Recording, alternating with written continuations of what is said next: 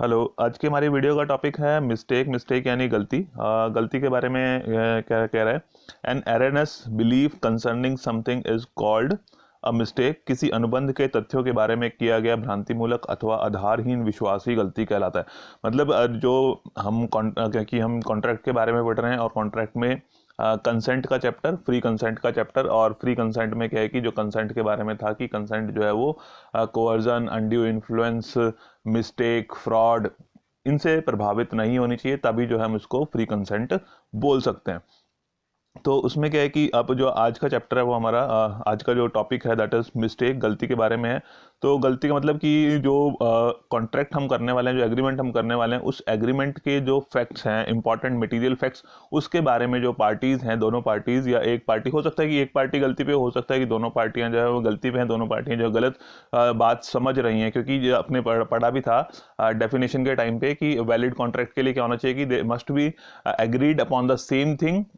In the same sense. तो अगर वो सेम थिंग पर एग्री नहीं है या जो सेंस उनकी है वो अलग अलग हो जाती है, तो उस केस में उसको कहा जाएगा कि उनकी जो कंसेंट है that is influenced by mistake. तो इसमें क्या है कि काइंड्स ऑफ मिस्टेक्स में हमारे पास है मिस्टेक एज टू लॉ। कानून से संबंधी हो सकती है गलती कि जो जिस लॉ के अंडर हम रेगुलेट होने वाले हैं, जो लॉ हमारे को रेगुलेट करने वाला है, हो सकता है कि उस लॉ के बारे में हमने गलती कर दी है। और दूसरा हो सकता है कि mistake as to the fact, तथ्य संबंधी गलती, यानी कि जो मटेरियल इंफॉर्मेशन है, मटेरियल फैक्ट्स हैं, महत्वपूर्ण तत्व हैं हमारे उसके कॉन्ट्रैक्ट के या एग्रीमेंट के, उनके बारे में जो है कोई गलती की गई है। और वो जो गलती है वो हो सकता है कि एक पार्टी गलती पर हो सकता है कि दोनों पार्टी जो है वो गलती पर हैं। तो मिस्टेक एज टू लॉ जो है, मिस्टेक ऑफ लॉ जो है, इसको सेक्शन 21 में डिफाइन किया गया है इंडियन कॉन्ट्रैक्ट एक्ट 1872 के। तो mistake as to law of domestic country, तो जो आपकी मिस्टेक है लॉ के बारे में, वो दो तरह की हो सकती है। एक तो mistake of law of domestic country, और दूसरा हो सकता है mistake of law of foreign country, कि अपने देश के कानून के बारे में गलती हो सकती है, और दूसरा जो है विदेशी कानून के बारे में गलती हो सकती है। और ये जैसे मैंने आपको स्टार्टिंग में बताया था, जब बिजनेस लॉ का स्टार्टिंग में टॉपिक शुरू किया था हमने, तो कि जो अपने देश के बारे में, अपने देश के कानून के बारे में हमें जानकारी होनी चाहिए। Ignorance of law is no excuse, कि अपने देश के कानून के बारे में जानकारी नहीं है तो उसको हम बहाना नहीं लगा सकते, उसका कोई जो है वो बहाना जो है वो स्वीकार नहीं किया जाएगा। कि अपने देश के कानून के बारे में जो है वो हर एक इंसान को जो है जानकारी होनी चाहिए। कि जो कानून की अज्ञानता है वो क्षमा योग्य नहीं होती। कि अगर हम कहेंगे कि हमें जो है इस कानून के बारे में जानकारी नहीं थी, तो उस का जो है उससे कोई भी बचाव नहीं हो सकता। मतलब अपने आप को कोई भी पर्सन डिफेंड नहीं कर सकता ये कह के कि जी मुझे इस कानून के बारे में जानकारी नहीं थी। तो अपने देश के कानून के बारे में जो है हर एक इंसान को जानकारी होनी चाहिए। तो अगर mistake of law of domestic country की हमने जो है वो कोई ऐसा काम कर दिया है कि जिससे जो है वो कानून भंग हो रहा है हमारे देश का, तो उसमें जो है वो एक्ट पनिशेबल एक्ट बन जाएगा, उस काम के बदले में पनिशमेंट मिलेगी। तो उसमें जो है वो कोई भी छूट नहीं है। Mistake of law of foreign country, कि अगर जो है वो फॉरेन कंट्री के बारे में जो है अगर जानकारी नहीं है, तो जरूरी नहीं है कि उसको जो है हर एक कंट्री के बारे में जानकारी हो। तो दैट कैन बी एक्सक्यूज्ड, कि अगर जो है वो कोई क्राइम और इस तरह का नहीं किया गया है, तो अगर सिर्फ गलती की गई है तो उसको जो है वो एक्सक्यूज किया जा सकता है, उसको उसमें माफ किया जा सकता है। बट अगर डोमेस्टिक कंट्री के कानून के बारे में गलती की गई है, तो उसको जो है वो पनिशेबल एक्ट है, उसमें जो है वो कोई भी बचाव नहीं है। कि इग्नोरेंस है, कोई हमें पता नहीं था, हमें जानकारी नहीं थी, तो उस बात को कह के हम उस गलती की पनिशमेंट से नहीं बच सकते हैं। बट विदेशी कानून की बात आती है, तो जरूरी नहीं है कि हर एक पर्सन को हर एक देश के कानून के बारे में पता हो, तो उसको जो है उस के बारे में एक्सक्यूजेबल है, कि उसको उसके बारे में माफी मिल सकती है कि उसको उसके बारे में जानकारी नहीं थी। एंड सेकंड जो बताया था मैंने आपको, कि एक तो मटेरियल जो है मिस्टेक ऑफ लॉ हो गया, और दूसरा है मिस्टेक एज टू फैक्ट। और ये जो फैक्ट के बारे में मिस्टेक है, इसको डिफाइन किया गया under section 20 of Indian contract act 1872। तो इसमें क्या है कि बायलैटरल मिस्टेक्स हैं, उसको अंडर सेक्शन 20 द्विपक्षीय गलती, की दोनों पार्टीज जो है वो मिस्टेक पे होती हैं। तो इसमें क्या होता है कि दोनों पार्टीज मिस्टेक पे हैं, द्विपक्षीय गलती है, म्यूचुअल मिस्टेक होगी, दोनों पार्टियां गलती पे होंगी। अबाउट मटीरियल फैक्ट, तो ऐसा नहीं है कि गलती का मतलब कि कोई छोटी मोटी गलती होगी तो उसको भी हम गलती म्यूचुअल मिस्टेक की कैटेगरी में काउंट करेंगे, but it should be related to the agreement and it should be a important part of that agreement, कि उस एग्रीमेंट के एक महत्वपूर्ण फैक्ट के बारे में, महत्वपूर्ण तथ्य के बारे में जो है वो गलती होनी चाहिए, तभी हम उसको मिस्टेक वाली कैटेगरी में काउंट करेंगे। And it makes the agreement void agreement, कि अब अगर दोनों पार्टियां ही गलती पे हैं, बायलैटरल मिस्टेक है, तो उसका क्या रिजल्ट होगा कि वो एग्रीमेंट जो है वो वॉइड एग्रीमेंट बन जाएगा। That means the agreement is not enforceable by law, की उस एग्रीमेंट को लॉ के थ्रू एनफोर्स नहीं करा सकते, कि अगर जो है दोनों पार्टीज ही जो है वो गलती पर हैं। दैट मीन्स कि क्योंकि जो वैलिड कॉन्ट्रैक्ट के लिए है कि they must be agree upon the same thing in the same sense, but अगर दोनों पार्टियों ने ही गलती कर ली, दैट मीन्स कि उनका एग्रीमेंट ही नहीं हुआ, उनकी कंसेंट ही नहीं बनी है, और जब कंसेंट ही नहीं बनी है तो उनका एग्रीमेंट नहीं होगा, और वो एग्रीमेंट अगर बन भी है तो उसको हम कहेंगे कि वो वॉइड एग्रीमेंट माना जाएगा। और दूसरी तरफ जो है वो यूनिलैटरल मिस्टेक है, उसको अंडर सेक्शन 22 बताया गया, एक पक्षीय गलती, की जिसमें जो है वो सिर्फ एक पार्टी की गलती होती है, दूसरी पार्टी जो है उसको जो भी उसकी टर्म्स एंड कंडीशन है उनको सही समझ रही होती है, बट एक पार्टी को जो है वो कोई ना कहीं पर किसी सब्जेक्ट मैटर पर या किसी टर्म्स कंडीशन पर जो है वो गलती हो रही होती है। तो इसमें क्या है कि one of the parties is at mistake, कि सिर्फ एक पार्टी को गलती लग रही है, and contract can not be avoided, कि इसमें केस में तो क्या था कि बायलैटरल मिस्टेक में कॉन्ट्रैक्ट जो एग्रीमेंट है वो वॉइड एग्रीमेंट हो जाता है, क्योंकि दोनों पार्टीज की ही कंसेंट नहीं बन पा रही है। बट यहाँ पर क्या है कि सिर्फ एक पार्टी को गलती लगी है, तो उस केस में क्या है कि उस पार्टी की अपनी गलती है, और उस गलती के बेस पर जो है कॉन्ट्रैक्ट को अवॉइड नहीं किया जा सकता। दैट मीन्स कि वो एक वैलिड कॉन्ट्रैक्ट रहेगा, और दोनों पार्टीज को, जिसको जो है गलती लगी है और जिसको गलती नहीं लगी है, दोनों पार्टीज को अपने प्रोमिस को पूरा करना पड़ता है, तो उस कॉन्ट्रैक्ट को अवॉइड नहीं किया जा सकता। Then kinds of bilateral mistake, अब इसमें जो है वो कुछ प्रकार आ जाते हैं बायलैटरल मिस्टेक के, और यूनिलैटरल मिस्टेक किस किस तरीके की हो सकती है। तो पहले जो है हम पढ़ लेते हैं कि द्विपक्षीय गलतियां किस किस तरह की हो सकती हैं। तो पहला है mistake as to subject matter, mistake as to subject matter, subject मतलब मैटर का मतलब है विषय वस्तु, विषय वस्तु के बारे में जो है वो गलती हो सकती है। तो विषय वस्तु के बारे में क्या क्या गलतियां हो सकती हैं, विषय वस्तु के बारे में उसको क्या क्या गलती हो सकती है। पहला है mistake as to existence of subject matter, की जो है विषय वस्तु जो है वो मौजूद है या नहीं है, तो उसके बारे में, कि उसकी एग्जिस्टेंस के बारे में, विषय वस्तु की मौजूदगी के बारे में, सब्जेक्ट मैटर एग्जिस्ट करता है या नहीं, उसके बारे में गलती हो सकती है। तो इसमें जैसे फॉर एग्जांपल कि ए और बी जो है आपस में एग्रीमेंट कर लेते हैं, कि ए कहता है कि मैं अपना घोड़ा बेचना चाहता हूँ, बी कहता है ठीक है मैं इस घोड़े को इतने रुपए में खरीदने के लिए तैयार हूँ। तो बट जब वो एग्रीमेंट कर रहे थे उस टाइम पे उनको ये नहीं पता था कि जो है घोड़ा जो है जिसके बारे में एग्रीमेंट किया जा रहा है, जो उसका सब्जेक्ट मैटर है, जो विषय वस्तु है, वो जो है घोड़ा मर चुका है। तो अगर वो घोड़ा मर चुका है दैट मीन्स कि वो जो सब्जेक्ट मैटर है दैट इज नॉट एग्जिस्टिंग, कि वो एग्जिस्ट ही नहीं कर रहा है। तो उसमें जो है दोनों पार्टीज की गलती पर है, कि ना तो खरीदने वाले को पता है कि वो घोड़ा इस टाइम पे जिंदा नहीं है, और ना ही बेचने वाले को पता है। तो that is mistake as to existence of subject matter. दूसरा है mistake as to identity of the subject matter, की आइडेंटिटी के बारे में, पहचान के बारे में, पहचान के बारे में जैसे मैंने पहले बताया था एक एग्जांपल आपको, कि ए है जैसे, और ए के पास मान लो 2 बंगले हैं, और वो अपने 2 में से एक बंगले को बेचना चाहता है। एक मान लो जो है हम कह रहे हैं कि एक बंगला जो है उसका 12 नंबर है, दूसरे का मान लो हम कह रहे हैं कि 13 नंबर बंगला है। नंबर से आइडेंटिफाई कर लेते हैं कि ए के पास 2 बंगले हैं, एक 12 नंबर का, एक 13 नंबर का, और ए जो है अपना 12 नंबर का बंगला जो है वो बेचना चाहते हैं, और बेचना चाहता है, और बी जो है वो खरीदने के लिए तैयार हो रहा है 13 नंबर का बंगला। बी ए कहता है कि मैंने अपना बंगला बेचना है, बी कहता है कि मैंने खरीदना है। बट बेचने वाले ने नहीं बताया कि उसने 12 नंबर का बेचना है, और खरीदने वाले ने नहीं कहा कि मुझे 13 नंबर का खरीदना है, और दोनों के बीच में अगर एग्रीमेंट हो जाता है तो वो एग्रीमेंट जो है वो वॉइड एग्रीमेंट कहा जाएगा, क्योंकि जो सब्जेक्ट मैटर है उसके बारे में जो है आइडेंटिफिकेशन नहीं हो पा रही है कि किस चीज को जो है वो खरीदा या बेचा जा रहा है। ठीक है, तो उसकी आइडेंटिटी में प्रॉब्लम आ रही है। हो सकता है कि mistake as to the quality of the subject matter, quality के बारे में जो है वो प्रॉब्लम हो सकती है, कि जैसे सामान एक ही है, बट उस सामान में अलग अलग क्वालिटीज आती हैं, उस प्रोडक्ट में अलग अलग क्वालिटीज हैं, तो खरीदने वाला कोई और क्वालिटी चाहता है, और बेचने वाले ने कोई और क्वालिटी का सामान उसको बेच दिया है। तो कहा जाएगा कि mistake as to the quality of subject matter. For example कि ए जो है वो एक रेस हॉर्स खरीदना चाहता है, गुड़ दौड़ वाला घोड़ा जो है वो खरीदना चाहता है,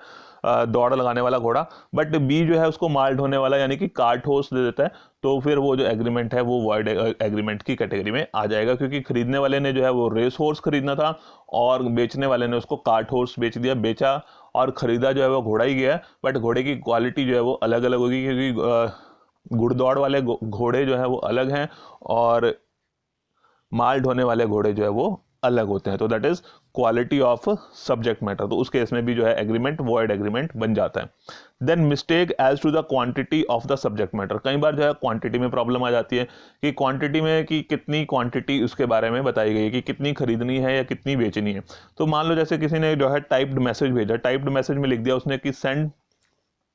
3 राइफल्स, क्या लिखना था, सेंड 3 राइफल्स, 3 के लिए क्या स्पेलिंग लिखनी थी, THREE, बट उसने क्या लिख दिया, THE, सिर्फ जो है वो दा लिख दिया, सेंड द राइफल्स। तो उसमें क्वांटिटी के बारे में जो है वो क्लैरिटी नहीं है, ना बेचने वाले को ना खरीदने वाले को, तो भी जो है वो एग्रीमेंट वॉइड हो जाएगा, कि इन केस की अगर जो है उसमें क्वांटिटी के बारे में जो है वो दोनों के बारे में दोनों को जो है वो गलती लग रही है।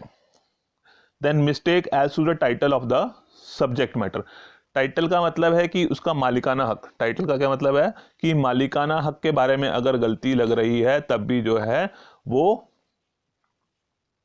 वॉइड एग्रीमेंट बन जाएगा, कि अगर जो है वो किसी के पास मालिकाना हक नहीं है बट दूसरा सोचता है कि ये इस सामान का, इस प्रोडक्ट का, इस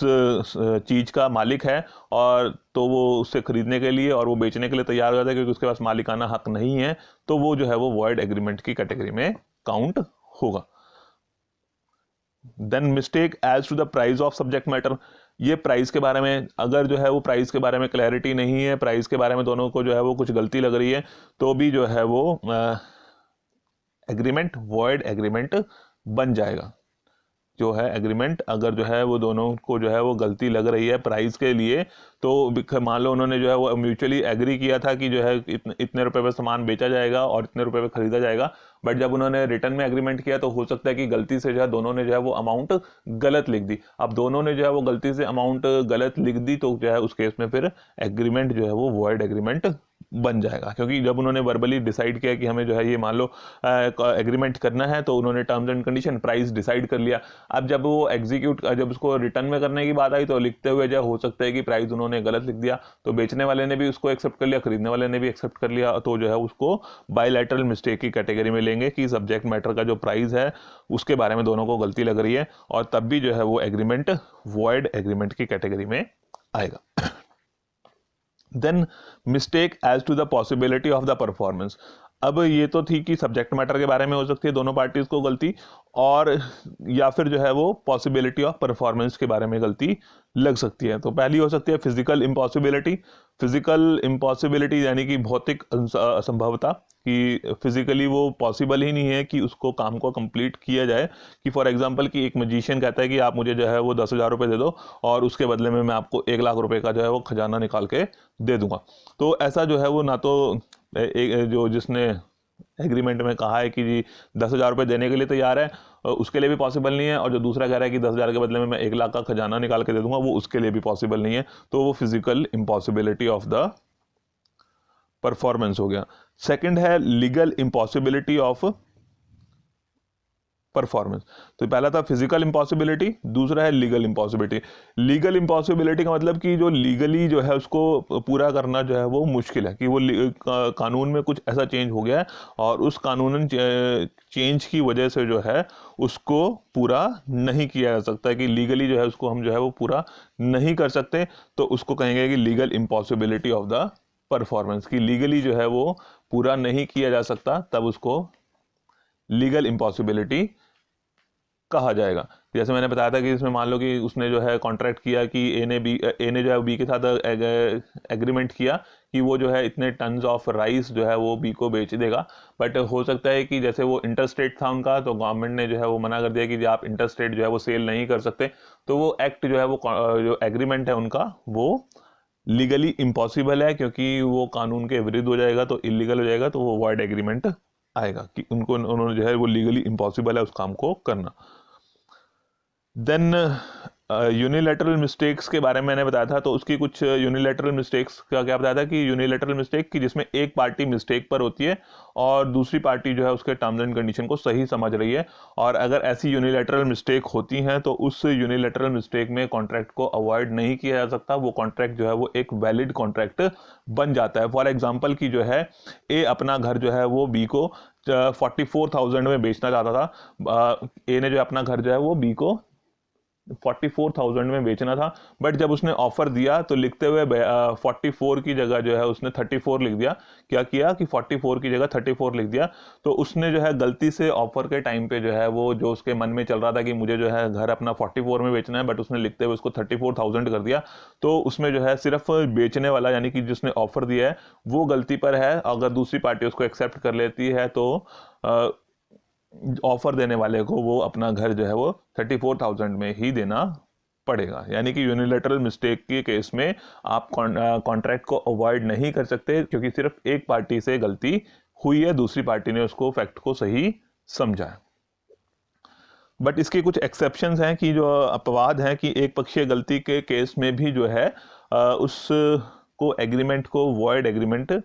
कहा जा सकता है। तो इसमें एक पहला है पॉइंट है कि where identity of the buyer is important, कि जहां पर क्रेता की पहचान जो है वो महत्वपूर्ण हो जाती है, कि जो पार्टी है उस पार्टी की आइडेंटिफिकेशन जो है वो इंपॉर्टेंट हो जाती है, तो उस केस में जो है उसको एग्रीमेंट को वॉइड एग्रीमेंट कहा जा सकता है। फॉर एग्जाम्पल कि ए जो है अपना कॉन्ट्रैक्ट में जो है वो एंटर होना चाहता है सी के साथ। ए क्या है, सी के साथ कॉन्ट्रैक्ट में एंटर होना चाहता है, बट बी ऐसा दिखावा करता है कि वो सी है। बी क्या कर रहा है, दिखावे से दिखा रहा है कि वो सी है। तो उस केस में अगर जो है वो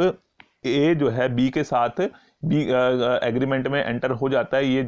ये समझते हुए कि बी जो है वो सी ही है, तब उस एग्रीमेंट को वॉइड एग्रीमेंट कहा जाएगा। कि मतलब उसकी जो है आइडेंटिफिकेशन की पर्सन की जिसके साथ वो एग्रीमेंट में एंटर होना चाह रहा था, अगर उसके जगह उसने किसी दूसरे के साथ जो है वो एंट्री कर ली है, तब उसको जो है वॉइड एग्रीमेंट में कहा जाएगा। अगर इसी तरह से जो है वो ए ने जो है गलती से बी को जो है सी समझ लिया, क्या किया कि ए ने जो है वो एग्रीमेंट करते हुए बी को सी समझ लिया, बी ने कुछ भी नहीं कहा, बी ने कोई भी दिखावा नहीं किया, बट ए ने जो है गलती से बी को सी समझ लिया, तो भी जो है ए जो है उस एग्रीमेंट को पूरा करने से मना कर सकता है, क्योंकि वहां पर जो आइडेंटिफिकेशन है उस पर्सन की जो कॉन्ट्रैक्ट की पार्टी है उसकी आइडेंटिफिकेशन में प्रॉब्लम है, तो उसको हम कहेंगे कि वो यूनिलैटरल मिस्टेक है और उसको जो है वो वॉइड एग्रीमेंट की कैटेगरी में काउंट किया जाएगा। हाँ, बट अगर जैसे मैंने पहले वाला बताया था कि उसमें कह रहा है कि उसने दिखावा किया है, तो उसको दिखावा वाले केस में उसको फ्रॉड वाली कैटेगरी में भी लिया जा सकता है, कि अगर जो है उसने जानबूझ के उसको धोखा देने के लिए अपने आप को बी ने सी दिखाया है, तब उसको फ्रॉड भी माना जा सकता है। वो डिपेंड करता है कि जो सिचुएशन है, जो केस है, उसमें क्या टर्म्स एंड कंडीशन है और क्या कंडीशंस हैं जब वो एग्रीमेंट किया जा रहा था, उसके अकॉर्डिंगली फिर डिसाइड होता है। बट अदरवाइज क्या है कि अगर बायर की आइडेंटिफिकेशन में कहीं प्रॉब्लम आ गई है, तब भी उस एग्रीमेंट को वॉइड एग्रीमेंट कहा जाएगा, यूनिलैटरल मिस्टेक के केस में भी। Then nature of contract. Nature of contract की कई बार क्या है कि कुछ ऐसी स्पेशल डीड्स जो है वो एग्रीमेंट्स किए जाते हैं, उस केस में फिर अगर सिंगल पर्सन की भी मिस्टेक है, तब भी जो है उसको वॉइड एग्रीमेंट कहा जाएगा, एंड इट विल बिकम अनएनफोर्सेबल, कि उसको जो है वो लॉ के थ्रू एनफोर्स नहीं करवाया जा सकता। फॉर एग्जांपल कि एक फादर ने जो है अपने बच्चे के लिए जो है वो कोई गिफ्ट डीड साइन करनी थी, तो गिफ्ट डीड साइन करनी थी, तो उसको जो है वो बाद में पता चला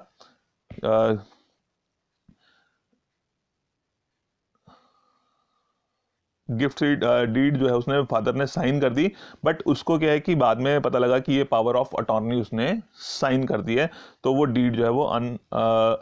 एनफोर्सेबल है, वो वॉइड एग्रीमेंट की कैटेगरी में आ जाएगी। या फिर एक पर्सन ने जो है वो दूसरा पर्सन जो ब्लाइंड पर्सन है, दूसरा ब्लाइंड पर्सन को जो है वो टर्म्स एंड कंडीशन पढ़ के बता दी, गलत टर्म्स एंड कंडीशन पढ़ के बता दी, तब भी जो है वो, क्योंकि जो ब्लाइंड पर्सन है